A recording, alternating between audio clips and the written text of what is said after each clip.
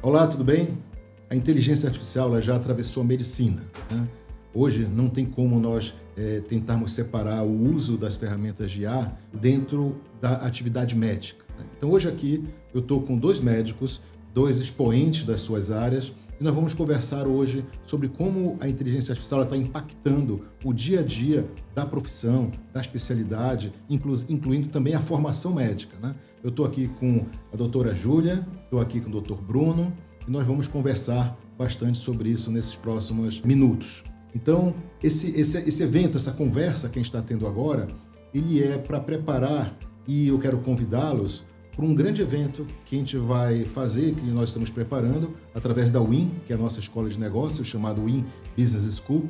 E a WIN vai trazer, no dia 3 de fevereiro, o IA Medical Day. Vai ser um dia inteiro de imersão em conceitos, aplicações, cases, painéis sobre o impacto da IA na saúde, o impacto da IA na medicina, né? Então nós estamos aqui, eu estou aqui hoje com o Dr. Bruno Paz Barreto, estou aqui com a doutora Júlia Carvalho e nós vamos conversar bastante sobre esse tema nos próximos minutos, ok? Vou fazer uma breve apresentação, ler aqui a minha biografia, tanto do Dr. Bruno como da doutora Júlia, para a gente começar a conversar, ok? O Dr. Bruno é médico, pediatra, alergista e imunologista. Ele é professor universitário do curso de medicina do CESUPA, da UEPA também, e ele coordena o mestrado em ensino e saúde e educação médica também do CESUPA. A doutora Júlia ela é médica, radiologista, com especialização em medicina interna e oncologia, né? E uma das áreas mais impactadas hoje pela inteligência artificial. A gente vai conversar bastante porque a gente ouve sempre que a radiologia é uma área que está fadada a desaparecer por causa dos algoritmos de IA. Não é, doutora Júlia? Então a gente vai entender e vamos desmistificar. Ao mesmo tempo, a gente vai conversar com o Dr. Bruno para entender também como é que a IA está invadindo de fato os consultórios médicos, a academia, né, e o próprio exercício da profissão. Quais são os desafios? Quais são as oportunidades? Quais são os riscos para médicos e para pacientes com esse tema muito importante que está na pauta, que está na mesa, está nas conversas, está dentro da sala de aula de todo mundo praticamente. Boa tarde. Boa tarde. Prazer em encontrá-los aqui. E eu queria dar espaço um pouco para o Bruno e para a Júlia se apresentarem e falarem um pouco da visão ampla e geral em relação à IA. Podemos começar? Por favor, doutora Júlia. Então, eu sou a doutora Júlia, já fui muito bem apresentada, obrigada, é uma honra estar aqui. Prazer em recebê-la aqui. Falar de um assunto que eu gosto muito. A IA, eu comecei a gostar muito quando depois a gente vai falar um pouquinho, comecei a estudar sobre radiômica, que é um pouco ainda de futuro, presente e futuro, que é a medicina de precisão, medicina personalizada. Que tema interessante, né? É muito. Inclusive em várias outras áreas da medicina, né? Não só da radiologia e da oncologia. E é isso, eu também sou professora lá do CESUPA, sou professora da imagem médica, né? E também de morfo. Também tenho meus alunos lá e a gente conversa bastante, inclusive, sobre exatamente esses desafios da radiologia. Perfeito. Ainda. Obrigado. Doutor Bruno? Olá, boa tarde, Júlia, boa tarde, Denis, é um prazer estar aqui. Assim como a Júlia também, a gente começa sempre com curiosidade, né? Mas já há algum tempo que a IA já vem na minha área, menos do que na área da Júlia. A radiologia foi nas primeiras áreas onde a IA surgiu, né? Mas nas outras áreas da medicina, é claro que isso já está bem sedimentado. Como eu circulo tanto na área clínica quanto na área acadêmica, eu tenho essa visão dos dois lados, onde a gente tem que ter realmente saber que a IA veio para ficar, obviamente não tem um retorno, e a gente precisa saber como conviver e de que maneira conviver com a inteligência artificial nesses cenários, tanto no clínico quanto no acadêmico. Que bom, interessante. Então eu vou começar com a primeira provocação aqui para o Dr. Bruno, né? E do ponto de vista de quem coordena assim, o mestrado, né, e forma médicos, né? A IA já mudou como o aluno aprende a medicina ou a gente está apenas usando essas ferramentas novas para métodos antigos? Essa é uma pergunta muito boa. Eu acho que a IA já mudou e vem mudando, né? O estudo da medicina, e tanto é uma realidade que agora em setembro saíram as novas diretrizes curriculares nacionais para os cursos de medicina. Isso é muito importante, né? São as nossas DCNs. A última DCN era de 2014 e agora ela foi reescrita em 2025.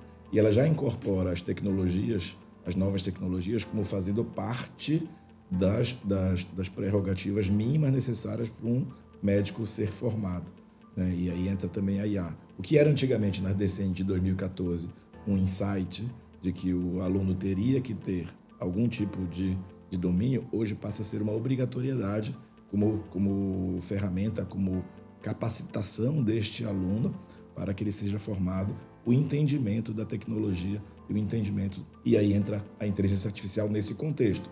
Então, já as diretrizes curriculares do Ministério da Educação, né, do MEC, já nos mostram esta realidade, né, para todos os cursos de medicina.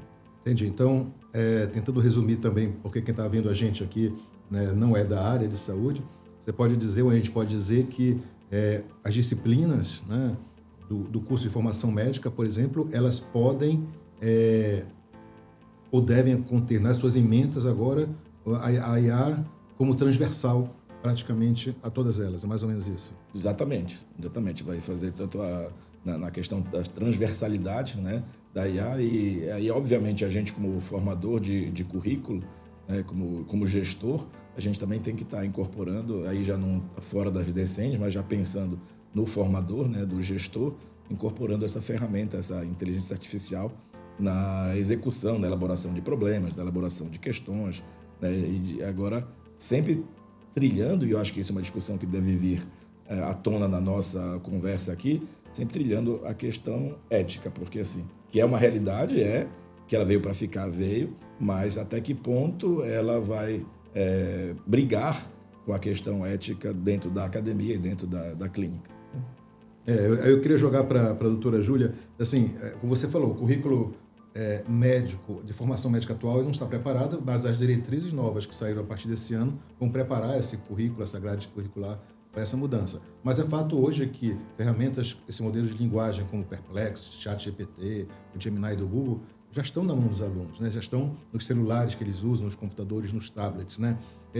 A gente já percebe isso ou a gente finge que não está acontecendo dentro da sala de aula? Como é que você vê essa interação atual antes de um direcionamento formal surgir por parte da academia, por exemplo? A gente vê que na prática acontece, né? Às vezes até durante a própria aula, às vezes surge algum assunto ou a gente passa alguma questão e a gente vê que existe essa consulta, né?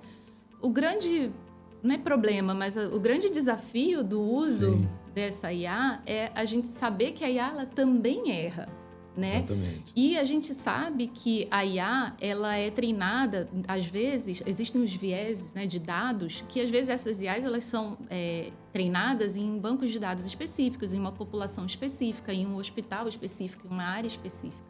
E a gente tem que ter um pouco de cuidado e saber que existe, sim, alguns vieses ainda. Que não representa muito a nossa... Que às vezes não é a nossa realidade. A demografia, exatamente. As informações sociodemográficas do Brasil, de repente, não estão contempladas dentro do grande volume da massa de dados que foi usado para treinar aquele modelo que a gente usa. Estão sendo usados hoje. Exatamente. Então, até já trabalhando em conjunto com a Júlia, por exemplo, na minha área eu sou pediatra, então assim, muitos modelos de radiologia são feitos para adultos. E que muitas vezes não dá para você extrapolar para a criança. Então, aquilo é aquela imagem que a IA vai fazer a triagem, que ela foi treinada nem em adultos, será que a gente pode reproduzir para criança? E isso se torna mais grave quando, de repente, o pai desse paciente, né, pega uma imagem, submete uma IA e chega no consultório dizendo que a IA analisou aquela imagem, né, acontece. de uma criança, comparando, de repente, com uma tomografia de um pulmão de um adulto. Né? Uhum. E aí atrás, o viés, a resposta é enviesada, errada. Exato. Né? E a família leva em consideração aquilo lá por falta de conhecimento, lógico, né? Não tem o preparo que os médicos têm para isso. Né? Então, isso é um grande desafio. É o desafio. É o uso que já está, né? Já está em uso, a gente vê, né? Mas tem que ter cuidado com a interpretação, tem que ter cuidado. É verdade. A gente vai continuar ainda falando um pouco na parte de formação e depois a gente vai passar para outros temas muito importantes, dentro do consultório, dentro da radiologia, né? Dentro da questão do diagnóstico por imagem também. E é um tema que eu sempre tenho discutido quando eu faço as minhas palestras, quando eu faço workshop, e isso vem sempre à tona, essa questão que eu ouvi esse termo num artigo de uma universidade da Suíça, falando do offload cognitivo, né? Quer dizer, o descarregamento, né? Essa palavra, essa tradução de offload para o português é meio estranha, do conhecimento, você deixar nas mãos, na formação acadêmica, um aluno por exemplo, onde ele deveria se debruçar muito sobre os livros, estudar para ter repertório, né? Ele começa a se apoiar numa muleta digital. Então, assim, para que eu preciso saber disso, né, se eu tenho hoje uma ferramenta mesmo que sabe mais do que o livro que está lá, ou está mais atualizado, etc. Então, como é que a gente lida com esse offload cognitivo, por exemplo, numa sala de aula? No caso da formação, onde a metodologia ativa, né, onde você vai ensinar o aluno através das tutorias, e o aluno é provocado a estudar antes, e se ele se apoiar muito numa ferramenta dessa, como é que ele vai desenvolver o raciocínio dele? Acho que a primeira grande mudança que surge e que já está acontecendo é no processo, muitas vezes, avaliativo, né? Porque, assim, a gente não vai ter mais como ter um parâmetro muito claro se aquilo foi produzido pelo aluno, se aquilo é autoral do aluno, se é meio autoral ou se é nada autoral, né? E aí, então, assim, o modelo de avaliação é que muda. Então, assim, eu não posso, hoje mais como professor, aceitar apenas um documento, por exemplo, me faça uma revisão, né, e me traga essa revisão. Então, eu tenho que fazer uma avaliação formativa. Ele vai ter que me sustentar aquele conteúdo, porque ele pode, e eu acho que não tem como fugir, pedir ajuda para uma inteligência artificial fazer o documento. Mas se ele não tiver substrato, né, se ele não tiver estudado, se ele não tiver ido atrás, ele não vai conseguir defender aquilo que está lá escrito. Então, o processo avaliativo, né, passa a ser muito importante. Então, talvez a gente tenha que voltar para as nossas provas orais. Era isso, né, que eu ia falar, né? Para nossas provas de avaliação, para que ele possa defender aquilo que está escrito. Porque se eu for me basear somente no escrito, somente no resumo, somente no fluxograma, que hoje em dia você faz com o pé nas costas, com essas ferramentas, a gente vai ter realmente... Os mapas mentais hoje, né? Voltar para tentar... o aluno ele vai ter que ser responsável para mostrar como ele chegou, qual foi o raciocínio. Aí, sim, usar os dados, que ele, né, tudo que ele estudou, tudo que ele consultou, e para a gente entender e analisar, né, como ele formou o raciocínio. Né, ele tem que ter esse treinamento de realizar esse fluxograma do raciocínio, de como ele chegou naquela resposta ou naquele diagnóstico.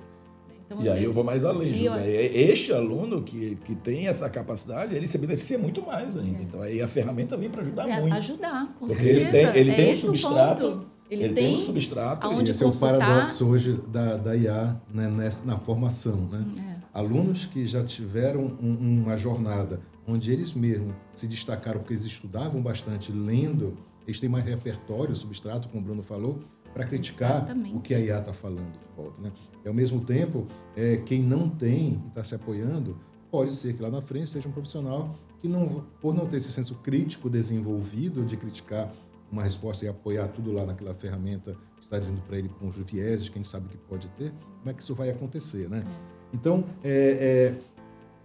o que é que vocês veem, aí eu vou passar esse ping-pong para os dois tentarem me responder, assim, o que é que não pode ser delegado ao IA na formação médica sob nenhuma circunstância?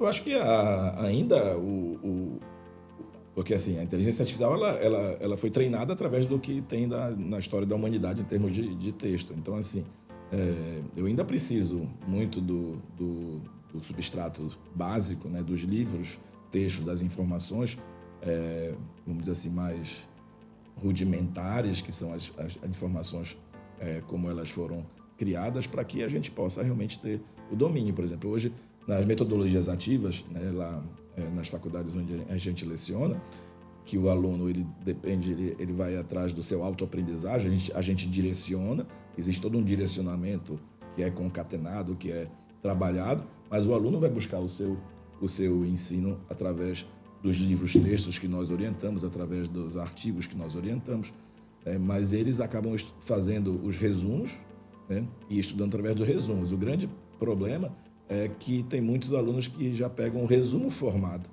de um outro colega, quer seja feito por IA ou não por IA, e se baseia somente naquele resumo, que acaba sendo uma coisa mais superficial, comparado com aquilo que tem nos livros e nos artigos, e na coisa mais robusta. Então, realmente, isso vai, mais uma vez, cair na questão da avaliação. Como eu vou avaliar esse aluno? Então, aquele aluno que está numa sala tutorial, em que ele traz uma informação muito rasa, eu tenho que ir mais a fundo e questioná-lo para que eu saiba se ele realmente tem só aquela informação superficial que foi através de um fluxograma ou através de um resumo feito pelo ChatGPT, ou se realmente ele tem um embasamento e ele utilizou a ferramenta para lapidar e para trazer algo a mais. Importante. Eu acho também que, assim, uma das coisas que a gente tem que dar uma certa importância, assim, né, mostrar uma certa importância e tentar desenvolver na formação médica, que não se pode perder, é a humanização também, né? Esse contato médico-paciente, porque inclusive, um dos grandes desafios da implementação da IA na saúde é esse distanciamento entre o paciente e o médico, seja ele clínico, radiologista, independente da especialidade. E esse inclusive, é um dos medos, né, da implementação da IA, esse distanciamento médico-paciente. Eu li um texto um dia desse que falou assim, porque a IA vai resolver isso, vai fazer aquilo. Aí uma pessoa falou assim, manda a IA tocar no paciente. Pois é, então, assim, toque, essa parte, olhar, né, da humanização, da conversa, da anamnese, a conversa, quem media, independente, né, vai ser o médico com o paciente. Ele vai jogar lá, né, a princípio, o que a gente tem de soluções de IA é isso, né? A conversa vai existir ainda pessoal, interpessoal, e a consulta né, no computador, na máquina. Não, que aproveitar para não perder esse gancho, que acaba sendo um paradoxo. Por exemplo, eu, no meu consultório, eu ainda não tenho totalmente 100% a minha consulta automatizada, ou seja, um aplicativo, um agente que me escute, que escute o paciente e que transforme aquilo num texto de anamnese. Né? Mas, quando eu já fiz essa experiência em alguns pacientes, isso me deu mais humanização, porque eu não perco tempo escrevendo, não perco tempo olhando o computador e eu fico olhando no paciente. Né? Então, assim, isso me trouxe um pouco mais de humanidade numa tecnologia. A tecnologia me apoiando a ficar mais atento ao paciente. É exatamente usar a ferramenta sempre para o benefício, a favor, né? Então, realmente, em vez de ter o distanciamento, ela pode ser usada, né? Ao contrário, para aproximar, médico, você ganhar mais tempo com a conta. Né? Aí o médico, por sinal, com uma boa formação e já com uma boa experiência de conduzir uma boa anamnese, uma boa entrevista, ele pode negociar com o paciente. Eu já vi alguns casos desse, onde, lógico, seguindo todas as regras, a normativa hoje das leis de proteção de dados, de privacidade, do consentimento, pega um consentimento do paciente e fala, olha, eu vou gravar a nossa consulta aqui, em troca eu vou te dar a minha atenção completa. Vou estar 100% olho no olho, eu já sei o que eu tenho que perguntar, porque eu tenho experiência nisso, e aí a gente vai fazer uma troca onde eu não vou baixar meu olhar para anotar, não vou perder tempo escrevendo ou digitando, e a gente vai estar conversando no olho, e aí vai ser muito mais produtivo esse nosso contato e a captura de informação que eu preciso para ajudar, né, sempre a transparência, né, que é uma das coisas principais no uso da IA na saúde, na medicina, é a transparência. É exatamente isso, é sempre mostrar para o paciente, né, do que está sendo feito e mostrar os benefícios de que aquilo pode, né, pode ajudar. Eu tenho duas histórias que eu vi que tem a mesma essência. Uma é quando, né, chegaram as calculadoras na sala de aula, falaram que todo aluno não ia saber mais fazer conta, né? Aí depois chegou a internet, aí chegou o Google, né? Você não mais pesquisava na biblioteca e pesquisava links do Google. E hoje a gente está meio que sentindo saudade do tempo em que o paciente ou o aluno pesquisava no Google, porque o Google trazia links como resposta, e você ia ter que ler, né, artigos inteiros ou conteúdos inteiros para formar uma opinião. Né? Então hoje a inteligência artificial, qualquer modelo desse, ele traz pronta uma solução até de tratamento. Né? E assim... saudade de quando o paciente falava, doutor, eu pesquisei no Google, né? E aí eu tenho algumas ideias aqui. Hoje não, doutor, olha, o senhor me passou essa prescrição aqui, o senhor pediu esse exame, a minha inteligência artificial já falou para o senhor fazer tudo isso aqui comigo, né? Como é que a gente administra isso? Então esse é um grande desafio, né? Então aí entra nesse ponto que eu ia entrar, que é o próximo bloco aqui dessa nossa conversa, que é o paciente com excesso de informação, né? Como é que a gente lida com isso, né? O paciente chega com a gente hoje com excesso de informação, não no sentido ruim, mas assim, um modelo desse de IA, eu estava fazendo uma pesquisa, o ChatGPT 4.5, se nós fôssemos ler todo o conteúdo que foi usado para treinar o ChatGPT, o 4.5, já está no 5.2 agora, nós íamos levar quase 1 milhão de anos, uma pessoa lendo 8 horas por dia. Né? Então, naturalmente, tem mais informação ali, boa ou ruim, enviesada ou não, do que nós, enquanto profissionais, já lemos a nossa vida inteira, os artigos e tudo. mas o paciente chega com esse excesso de informação, como é que a gente consegue administrar isso, né? Melhora ou piora a relação com o paciente? Eu acho que, mais uma vez, vai entrar na questão do substrato. Eu acho que aí eu tenho que ter realmente uma boa formação para saber filtrar e para saber debater. Obviamente que se você for uma pessoa mal formada, né, e chegar a esse paciente que vai chegar cada vez mais bem informado, vai ser difícil para você, como médico que não está bem habilitado, lidar com essa situação. E isso você consegue realmente ser engolido por essa situação. Mas quando você tem uma boa formação e aí vai passar por uma boa escola, por uma boa formação de graduação, por uma boa especialização, por uma boa residência, coisas que... E a inteligência artificial não vai suprimir o teu dia a dia no hospital, o teu dia a dia lá no atendimento, no ambulatório, na enfermaria, então nesse olhar com o paciente. Então isso não vai ser suprimido e isso vai te dar o background para que você tenha total segurança de discutir com o paciente. Eu tenho certeza que no nosso dia a dia de consultório, no meu mais talvez no dela, que por ser radiologista, o embate corpo a corpo é um pouco menor. É um pouco menor. Mas no consultório, muitos pacientes que já chegam já com toda a informação e que ficam testando a gente. Sim, né? Sim, é verdade. Testando a gente. Não falam que já tem a informação, mas ficam nos testando. E se você tem toda a competência, você vai tirar de letra e até fica mais fácil você conversar. Já na minha área, na radiologia, assim, o que já aconteceu e vem acontecendo, o que acontece às vezes eu dou o laudo e às vezes o paciente joga, né, o laudo e pede informações. E às vezes não é nem questionar o laudo, ele quer apenas que eu consiga explicar para ele de uma forma que ele entenda. Então já aconteceu isso comigo, do paciente chegar, jogou o laudo, e ele queria que eu explicasse para ele. Inclusive, até pegando um gancho, já existem algumas soluções de IA, de algumas empresas, que é exatamente isso. Eles vão fazer... você vai dar o laudo, e aí o paciente você recebe um link... nesse link vai aparecer como se fosse um linguajar. Não, vai aparecer como se fosse um médico, um avatar. Assim. E aí ele vai explicando tudo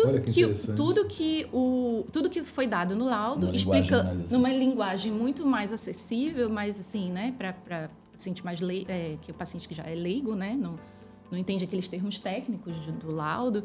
Então ele vai conseguir passar essa informação do laudo para o paciente, inclusive dando priorizando achados que sejam de urgência, emergência ou graves, que precisam de uma conduta mais ativa, de uma conduta mais rápida. Isso é um risco, né, Júlia? Porque isso já tem, isso já, assim, de certa forma, já até tem. Às vezes o laudo, ele protege também, né, o paciente, né, de uma interpretação errada, né, porque você dá um laudo, e o paciente, por exemplo, você é uma radiologista também especializada em oncologia, né? E você tem aqueles estadiamentos, né? E o paciente, o paciente vai com você lauda, o paciente volta com o médico dele, com aqueles códigos de estadiamento que só o médico entende. O médico ele teria que preparar o paciente para entender a situação dele. E quando o paciente joga isso num IA, num avatar que vai explicar, olha, o médico, o que está escrito aqui é que você tem um câncer que você vai morrer aqui em 6 meses. Pois né? Estou sendo, desculpa, pessoal, estou sendo radical, mas isso está acontecendo de fato, né? De fato. Então, e aí vem uma pergunta provocativa que eu queria botar aqui. Nós enquanto médicos, a gente perde a nossa autoridade. O desafio agora é ser um intérprete, né? Um intérprete científico com mais embasamento para ajudar a chegar nesse ponto, né? com o paciente. Eu vejo isso com alguns desafios interessantes para os próximos anos. Acho que tem que ter um equilíbrio, porque o que a gente vê muito, inclusive quando a gente vai ler esses artigos, principalmente na minha área da radiologia, que a gente vê esses artigos que falam sobre o papel da IA na radiologia, existe um grande problema que eles veem como um grande desafio, que existem aqueles radiologistas que são extremamente céticos, ou seja, eles não acreditam, eles não levam em consideração, eles até consultam, mas eles ignoram, né? E existe já aquele que se apoia totalmente, ou seja, que se anula como como profissional e como uma mente crítica, né? Tentando fazer uma crítica do que ele tá analisando. Então, você tem que ter um equilíbrio, né? Você também não é acreditar o tempo inteiro e 100%, mas também não ser né, achar que está tudo Eu certo. vi um artigo, doutora Júlia, você falou sobre isso, que tratava exatamente disso. O médico cardiologista tradicional, que não usava o apoio das ferramentas de IA para laudar, né? Médicos já estavam usando 100% das ferramentas de IA para laudar, e eles pegaram esses médicos que estavam usando 100% para laudar, mas já tinha uma experiência prévia de laudo sem IA, e pediram para ele voltar a analisar sem a IA ajudando, né?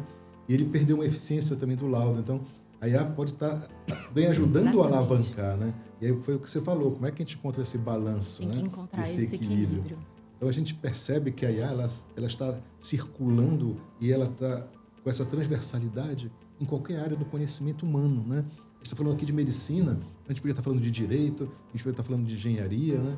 A gente poderia estar falando de outras áreas. Inclusive, eu reforço aqui, e vou aproveitar para fazer um comercial, além do IA Medical Day, que nós vamos ter no dia 3 de fevereiro, nós teremos também no dia 4 e 5 de fevereiro o Amazon IA Week, que é um evento também de imersão em IA para as outras áreas que não sejam da saúde. Então, nós vamos estar recebendo lá profissionais, palestrantes da área do direito, da área de recursos humanos, da área de financeira, onde a gente vai estar trocando ideias, falando sobre essas oportunidades e ameaças e oportunidades de negócio da IA também em outras áreas do conhecimento.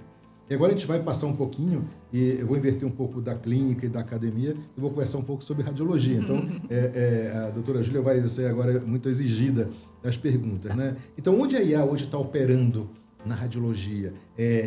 E onde ela é mais uma promessa ainda do que realidade? Como é que consegue ver o status atual e o futuro? Atual e futuro.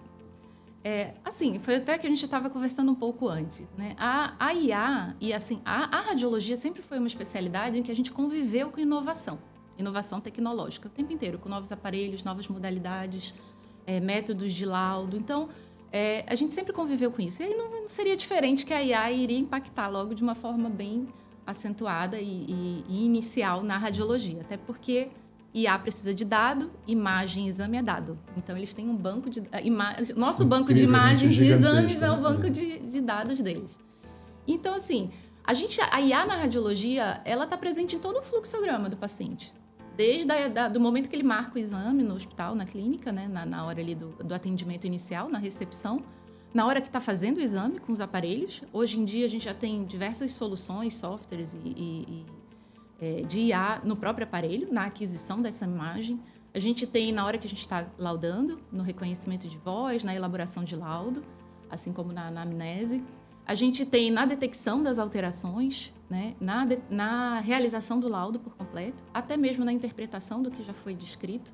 Então, a gente tem a radiologia praticamente em todo o fluxograma do paciente, né, desde o momento da marcação, da realização, do processamento da imagem, da realização do laudo, da análise, né, da imagem. O que a gente já tem de realidade é isso ali, da marcação, da recepção, que são os chats de atendimento. A gente tem na aquisição da imagem, que a gente já tem os aceleradores de imagem, em que antes a gente fazia um exame com uma qualidade boa em 12 minutos, hoje a gente faz em 6 minutos. Então, a gente conseguiu ganhar tempo, né, na realização do exame. E isso é bom, tanto para a parte da produtividade e gestão, né, quanto também para o paciente, porque o paciente ele fica mais confortável dentro de um aparelho, em vez dele ficar 12 minutos ali, imóvel, às vezes, fica menos tempo, ele fica menos tempo dentro do aparelho. E com isso você aumenta a produtividade, né? Então, o acelerador de imagem, hoje, praticamente, os aparelhos já estão vindo de fábrica, né? Essas grandes empresas, elas já, quando vão disponibilizar, quando você quer consultar, né, ver os aparelhos que você, se tiver interesse em comprar, eles já vão te oferecer e praticamente todas já vêm com essa opção. Que hoje em dia não tem como você já, né, ser competitivo no mercado se você não tiver. Você precisa aumentar a produtividade. As máquinas já vêm com esses upgrades de software. De software, hoje em dia, incrível, praticamente. Né? E da parte de detecção, a gente já tem muita coisa também, da parte de ajuda, de consulta, assim, da gente poder ter como uma ajuda extra, né? Sim. Numa consulta, às vezes, de segunda opinião, como, por exemplo, de raio-x, mamografia. Tem muitos lugares, alguns hospitais, clínicas, até que eu conheço, que já utilizam raio-x como triagem de emergência, algumas soluções dessas, né? Alguns softwares desses, plataformas. E também existem, por exemplo, eu já conheço também que faz segunda opinião, o second look, na verdade, né? Uma segunda olhada no exame de mamografia, ou seja, as mamografias elas não são mais laudadas apenas com um olhar, então tem sempre essa... Então a gente já tem muita coisa na prática. A Yara faz uma segunda olhada? Faz uma segunda, ela faz como se fosse uma revisão. O radiologista mamário, né, que tem a especialização, ela lauda, e depois a IA dá uma segunda opinião e uma revisão, né, e aí chega depois E aí eu no ia te resultado perguntar final, também, final. Existe o contrário? A IA sendo a primeira olhada? Uma triagem a grosso modo? Assim, na prática, existe. Por exemplo, esse exemplo do raio-x. Assim, eu estou dando exemplos de que eu já realmente vi e já sei que já está implementado na prática mesmo, na rotina. Essa do raio-x, por exemplo, em alguns hospitais, você utiliza na emergência. Por quê? O que se via muito, né? Às vezes, nos grandes hospitais, o paciente vai na emergência, aí está com alguma clínica e às vezes se foge daquela cadeia. Não, primeiro vamos pedir um raio-x, dependendo da clínica. Se tiver alguma coisa no raio-x, a gente pede um exame um pouco mais específico, como uma tomografia. Eu estou falando, por exemplo, de um raio-x de tórax, numa suspeita.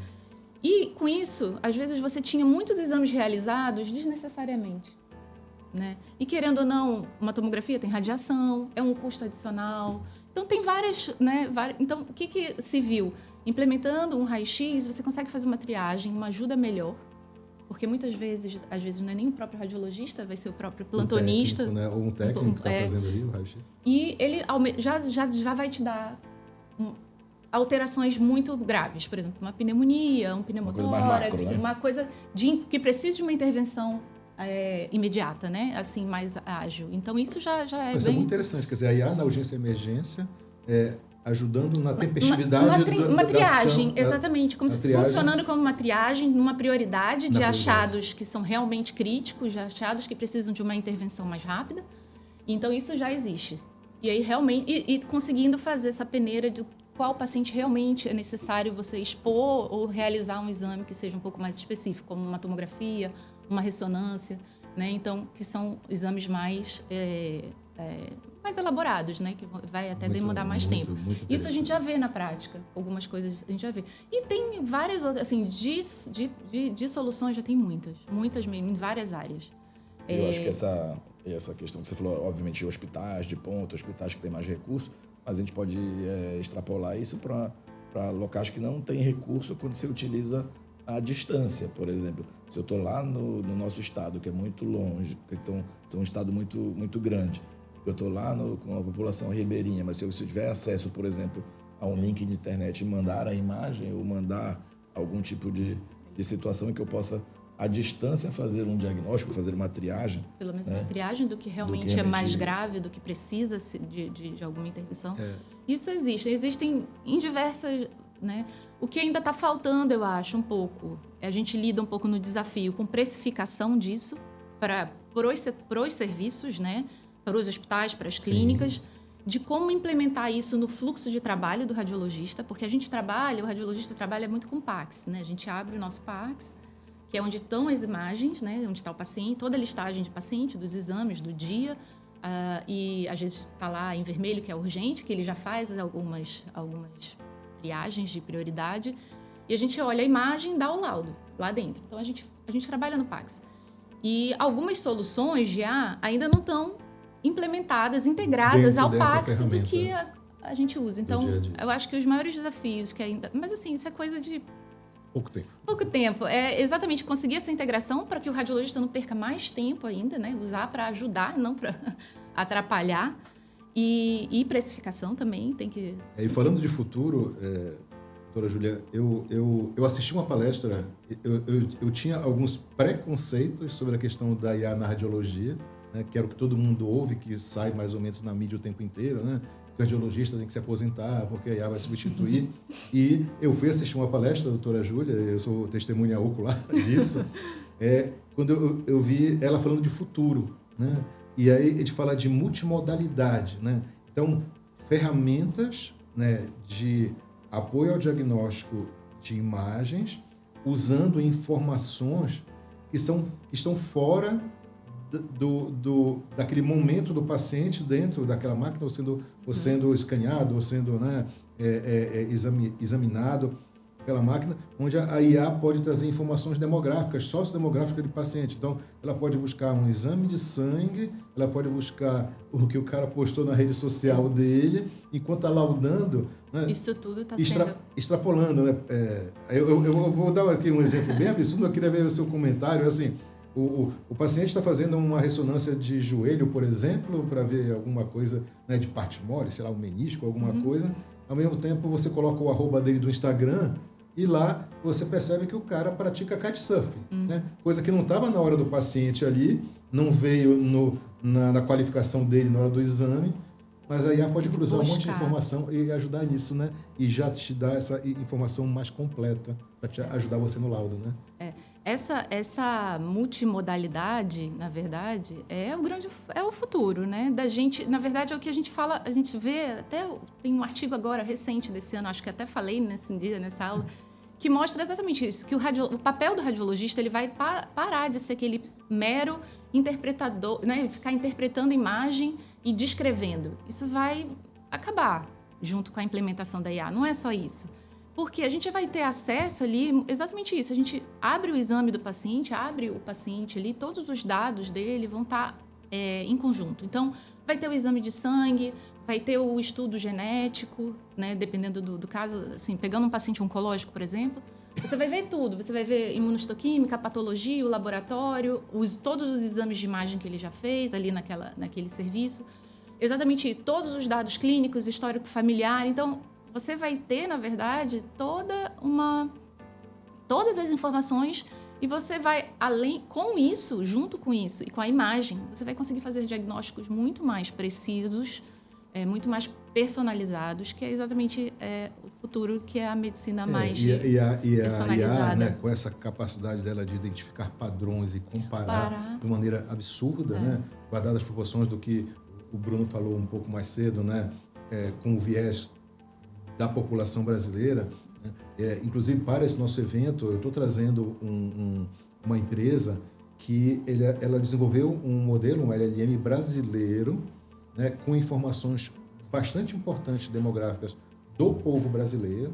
Inclusive, ele está dentro, por exemplo, é um grande parceiro do DataPrev, que tem as informações do SUS, por exemplo, e consegue treinar modelos de IA com informações da nossa população, né? O que isso vai ajudar na medicina, certamente vai ser fantástico. E é um modelo que fala português e entende até nuances de acentos da população. Da população, da maneira como ele comunica, às vezes, um tipo de doença do norte é diferente do nordeste, que é diferente do sul. Então, isso vai entender, né? Então, a gente tem esse grande desafio, né, de ter uma IA tropicalizada, né, vamos chamar assim, essa incorporação de ferramentas novas que traz para o diagnóstico, tanto clínico como radiológico, informações que a gente não tinha ideia que poderiam estar sendo usadas e analisadas em conjunto, porque ela tem essa capacidade gigantesca, né, uma grande calculadora probabilística, né, e identificando padrões é muito bom para a gente na medicina, e eu acho que esse caminho é bem interessante. Infelizmente, a gente está chegando ao fim da nossa conversa. Passou muito rápido, né? A gente já está aqui, olha, com 38 minutos, já estamos sinalizando aqui. Mas eu queria fazer algumas provocações aqui sobre futura medicina e uma pergunta para vocês dois. Tá? Daqui a 10 anos, né, o que vai diferenciar um bom médico do médico medíocre? Falando daqui a 10 anos. Eu acho que... Dá um descanso para a Júlia aqui. Falei muito. E já aproveitando a fala dela anterior, e concordando em 100%, eu acho que é a humanização, né? A gente está caminhando para uma situação, a gente fala de IA, e eu sou um apaixonado pela IA, mas eu também sou um médico que eu acho que eu cumpro o papel da semiologia médica. Eu acho que a minha especialização de pediatria, o pediatra, a gente sempre brinca dizendo que assim, a criança não fala, a criança só chora, a criança não verbaliza. Em alguns momentos a gente tem que ter um pouco de bola de cristal. Então o pediatra já é treinado muito para ter essa questão do feeling. Eu acho que esse feeling ele vai ser totalmente sempre humano dependente, né? Então, por melhor que sejam as IAs, e eu sou um apaixonado, e a gente sabe que para diagnósticos difíceis a IA ela tem nos auxiliado muito, né? Saiu até um artigo recente que mostrou de uma criança que passou em 17 especialistas e não conseguiu fazer o diagnóstico, e a mãe colocou todos os dados no ChatGPT, e o ChatGPT deu uma possibilidade que nenhum outro tinha falado. E ela levou para um especialista que no final era esse o diagnóstico. Então, na verdade, isso é claro que eu estou falando de uma exceção de um diagnóstico difícil. Mas, na prática, ela vai nos ajudar muito, mas a gente ainda vai depender do nosso feeling, do nosso olhar, do que a gente chama de doctor's touch, que é o tocar do médico, ou seja, não adianta nada se eu não examinar essa pessoa, se eu não tocar, se eu não fizer uma boa palpação, se eu não fizer uma boa escuta, para que tudo isso seja linkado, né, junto com a inteligência artificial no contexto clínico. Acho que aí sim você vai ter um médico de excelência, porque você está antenado com as novidades sem perder a sua essência de médico. E aí, por isso que a gente tem que batalhar sempre por uma boa formação. Isso passa pela boa formação, passa pelo repertório, passa pela leitura, passa pelo substrato, passa por tudo. E essa é uma preocupação geracional, preocupação com a nova geração, que muitas vezes deixa o repertório para trás, deixa a formação para trás, com o imediatismo, achando que as ferramentas vão resolver a sua vida. Eu vou puxar um pouquinho para a rádio, né, que eu concordo plenamente com tudo que o Dr. Bruno falou. E assim, eu vejo, pelo menos na radiologia, eu acredito como a medicina em geral, que o médico que não souber, não se adaptar, né, não souber usar a IA como um benefício a favor, talvez tenha alguns problemas. Né? Que foi, na verdade, eu estou trazendo da radiologia porque, né, eu costumo falar isso. Lá em 2016, o Geoffrey Hinton, que foi o pai do Deep Learning, que foi o pai do grande boom da IA, ele fez uma... Que ganhou um Nobel, né? Exatamente. Ele falou, né, que em 5 anos os radiologistas já teriam sido substituídos. Isso foi lá em 2016. Né? A gente já está em 2025, a gente ainda está aqui. A gente está, né, sustentando. Vamos continuar, com Porém, certeza. a gente já está o quê? Usando, né? Já está implementando e integrando incorporando na nossa prática, né? No dia a dia. Então, assim, a gente tem que aprender a usar, a se adaptar, né? E eu acho que é isso. Que maravilha. Eu queria agradecer aqui, doutora Júlia, queria agradecer ao doutor Bruno. Pessoal, essa nossa conversa não encerra aqui, tá? Isso aqui foi só uma pequena introdução, um tira-gosto mesmo para o grande evento que vai acontecer no dia 3 de fevereiro de 2026, o IA Medical Day, aqui mesmo no Metropolitan. Tá? É um auditório de 160 lugares e eu quero que todos participem, porque vão ser horas e horas de imersão. Obrigado e até o próximo encontro.